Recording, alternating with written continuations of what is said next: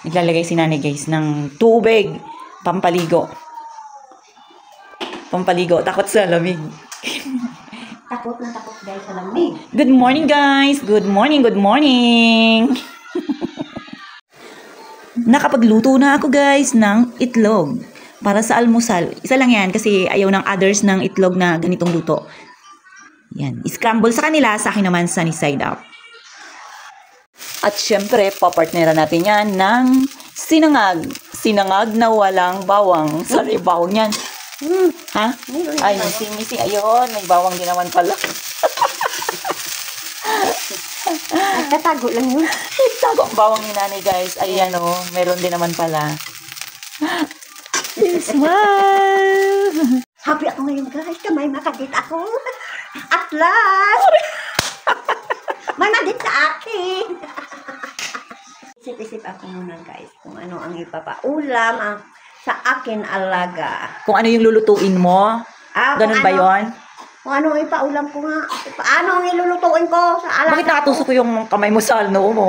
Nag-aisip nga ako kung anong lulutuin ko para sa alaga ko. Mamaya magkain siya ng umaga. Mukhang marami kang pinagpipilian. Ano ba yun? Ano ba yung mga lulutuin?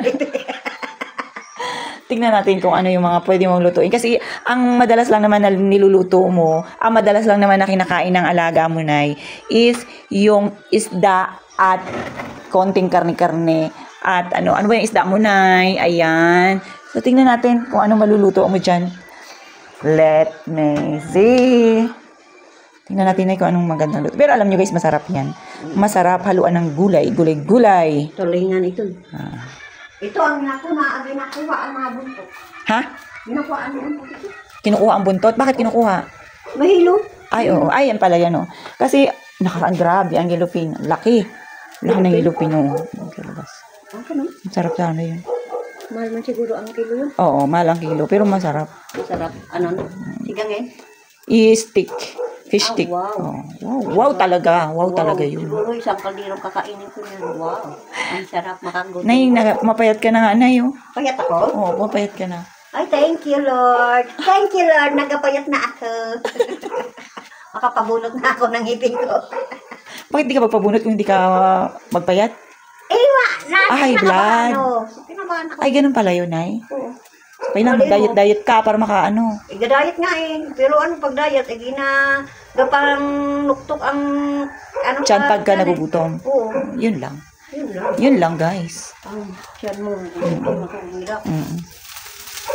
Tapos guys, kukuha lang tayo ng konting laing dito na iinit natin. O, marami masyado yan siya guys. Nakalagay lang yan sa ref. So, kukuha lang tayo ng sakto lang na makakain natin. Kasi magdadala rin ako niyan doon sa aming office. Sarap niyan guys. Sobrang sarap.